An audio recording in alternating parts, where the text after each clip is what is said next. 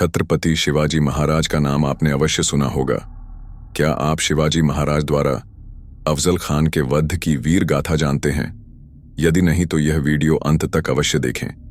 जब शिवाजी महाराज ने तोरण, चाकण, जावली, कोंकण आदि क्षेत्रों पर अधिपत्य कर लिया था और शिवाजी महाराज के हिंदवी स्वराज्य की गूंज बीजापुर की आदिल शाही सल्तनत तक पहुंची, तो आदिल शाही सल्तनत थर्रा उठी और एक दिवस बीजापुर की बागडोर संभालने वाली बड़ी बेगम ने शाही दरबार में अपने सिपाह सलारों के समक्ष पान का बीड़ा रखवाया और उन्हें ललकारते हुए कहा कि दरबार में जो कोई बीजापुर के दुश्मन शिवाजी राजे को बंदी बनाकर आदिल शाह के हुजूर में पेश करने का साहस रखता हो, वह सूरमा सामने आए।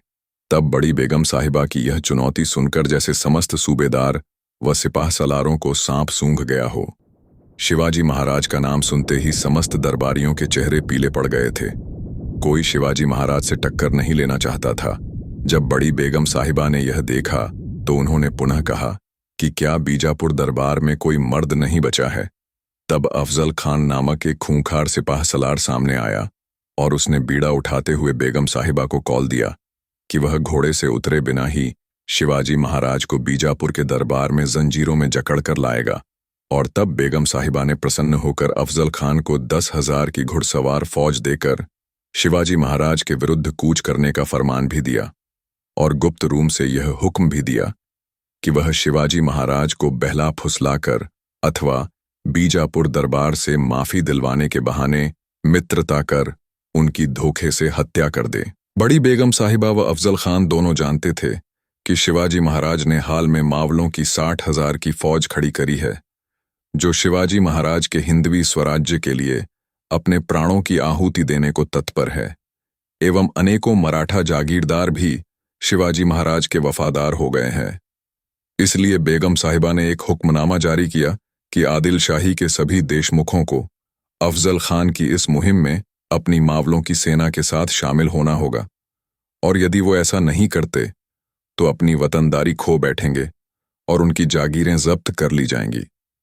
इस हुक्मनामे का प्रभाव यह हुआ कि अनेकों मराठा देशमुख वतनदारी जाने के भय से औपचारिक रूप से आदिल शाह के साथ आ गए, परंतु 7 देशमुखों को शिवाजी महाराज ने सुरक्षा का वचन देकर अपने साथ युद्ध करने पर मना ही लिया। परंतु अफजल खान ने अब हिंदू प्रजा और हिंदू जागीरदारों को भयाक्रांत करने के लिए उनके धर्म पर कुठाराघात करना आरंभ कर दिया। अफजल खान ने तुलजापुर में स्थित माता तुलजा भवानी के मंदिर एवं पंढरपुर में स्थित भगवान विठोबा के मंदिर को इस्लाम की संप्रभुता स्थापित करने के लिए देवमूर्ति को चमत्कार दिखाने के लिए ललकारते हुए खंडित कर दिया एवं देवस्थान को दूषित करने के लिए देवालय में ही गौहत्या कर दी। जब अफजल खान का मन नहीं भरा तो वह सामान्य हिंदुओं पर अत्याचार भी करने लगा। जहां से उसकी फौज गुजरती वहां हिंदुओं का धर्मांतरण किया जाता, गुलाम बनाया जाता और व्यापारियों को लूट लिया जाता। चारों ओर अफजल खान के लश्कर का खौफ था। अब तो देशमुखों को भी नहीं बख्शा जा रहा था।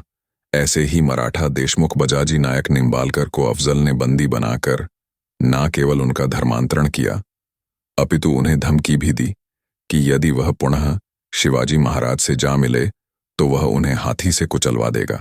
परंतु इन सभी सूचनाओं से शिवाजी महाराज के रक्त में उबाल अवश्य आया था, परंतु उन्होंने अपना धैर्य नहीं खोया था। एवं अफजल खान, जो शिवाजी महाराज को पूना में मारना चाहता था, वह यह सूचना पा अवाक रह गया कि शिवाजी महाराज तो जावली प्रस्थान कर गए हैं, क्योंकि जावली पर्वतीय क्षेत्र था जहां अफजल की घुड़सवार फौज किसी काम की नहीं थी। वहीं मराठा मावले, जो पर्वतीय क्षेत्रों के हर कोने से परिचित थे, बीजापुर की फौज पर कभी भी अकस्मात आक्रमण कर सकते थे। इसीलिए अफजल खान ने एक कूटनीतिक चाल चली, जिससे शिवाजी महाराज को राजनीतिक भेंट के बहाने जावली से बाहर निकाला जाए और भेंट के दौरान ही उनकी हत्या कर दी जाए। और तब अफजल खान ने कृष्णाजी भास्कर द्वारा शिवाजी महाराज को अपना संदेश भिजवाया, जिसमें लिखा था कि तुम्हारे वालिद शाहजी राजे मेरे अजीज थे, इसलिए तुम भी मेरे अजीज हो।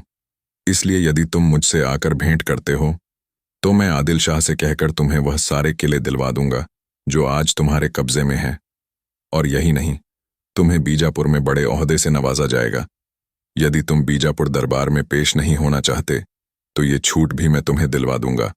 जब यह संदेश शिवाजी महाराज को मिला तो युद्ध परिषद की बैठक हुई, जिसमें अनेकों मराठा सरदारों ने शिवाजी महाराज को अफजल खान से शांति समझौता करने का प्रस्ताव दिया। परंतु उसी रात्रि जब युद्ध परिषद में शांति की मांग उठ रही थी, माता तुलजा भवानी ने स्वप्न में शिवाजी महाराज को दर्शन दिए और दैत्य अफजल खान का वध करने का आह्वान करते हुए शिवाजी महाराज को तलवार प्रदान करी।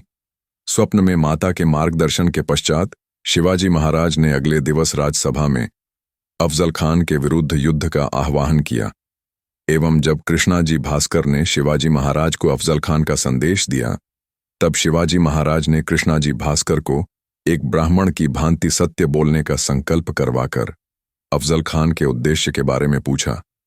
तो कृष्णाजी भास्कर ने अफजल खान के भेंट के पीछे छिपे गोपनीय उद्देश्य की ओर संकेत किया, जिसके पश्चात शिवाजी महाराज ने पंथाजी गोपीनाथ को अफजल खान के वास्तविक रणनीति का पता लगाने के लिए अफजल खान के यहाँ अपना प्रतिनिधि बनाकर भेजा, जिन्होंने एक ओर तो अफजल खान को आश्वस्त किया कि यदि वह शिवाजी की सुरक्षा का वचन दे तो शिवाजी उनसे भेंट करने को तत्पर हैं।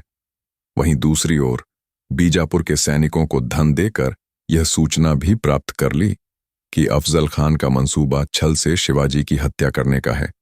जब शिवाजी को यह पता चला तो उन्होंने अफजल खान से मिलने से मना कर दिया और पंथाजी से यह कहलवाया कि वह अफजल खान से अत्यंत ही भयभीत हैं और वह अफजल खान से अकेले में प्रतापगढ़ के दुर्ग में मिलना चाहते हैं, जो चहुं ओर घने वनों से घिरा हुआ था। जिस पर अहंकार में चूर अफजल खान सहमत हो गया और तब राजमाता जीजाबाई से विजयश्री का आशीर्वाद लें एवं कवच, बाघनक व बिछवा धारण कर शिवाजी महाराज जीव माहौल व शंभूजी कवजी के साथ 10 दिसंबर 1659 को अफजल खान से भेंट करने प्रतापगढ़ में लगाए गए शिविर में आए। अफजल भी सैयद बंदा कृष्णाजी भास्कर के साथ शिविर में आया। पंथाजी गोपीनाथ भी शामियाने में थे। अफजल खान शामियाने की भव्यता को देख भौंचक्का रह गया और उसने क्रोधित स्वर में पंथाजी से कहा कि एक छोटे से जागीरदार का बेटा होकर इतनी शानो शौकत। तो पंथाजी ने कहा कि यह सभी रत्न आभूषण बीजापुर को नजर आने के तौर पर दे दिए जाएंगे। जब कुछ समय पश्चात भी शिवाजी महाराज ने शिविर में प्रवेश नहीं किया तो अफजल ने कारण पूछा। तो पंथाजी ने कहा कि शिवाजी महाराज सैयद बंदा से डर रहे हैं। तब अफजल ने सैयद बंदा को बाहर भेजने का आदेश दिया और तब शिवाजी महाराज और अफजल खान की ऐतिहासिक भेंट हुई। शिवाजी महाराज को देख अफजल खान अपने सिंहासन से उठा और उसने शिवाजी महाराज से गले मिलने के लिए अपने हाथ बढ़ाए और आलिंगन की मुद्रा में अफजल खान ने शिवाजी महाराज की गर्दन दबोच ली और अपनी खंजर से उनकी पीठ पर प्रहार किया। परंतु क्योंकि शिवाजी महाराज ने कवच पहना हुआ था, वह वार से बच गए और तब शिवाजी महाराज ने अगले ही क्षण बाघनक से अफजल खान की पीठ चीर डाली और फिर अपने आप को अफजल खान की पकड़ से मुक्त करा। खंजर से अफजल खान का पेट फाड़ दिया। अफजल खान कराह उठा, उसकी अंतड़ियां बाहर आ गईं और दगा दगा चिल्लाता हुआ वह शामियाने से बाहर की ओर भागा।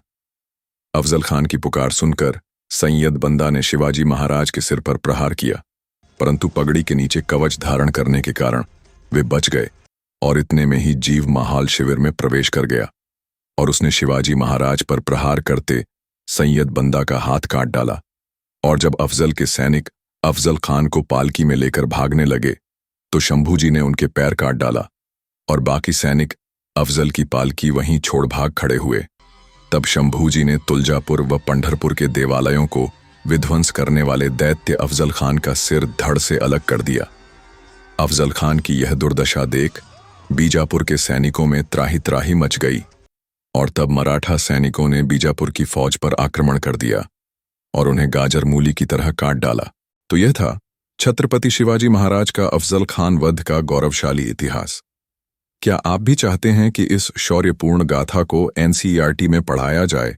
तो कमेंट कर हमें बताएं।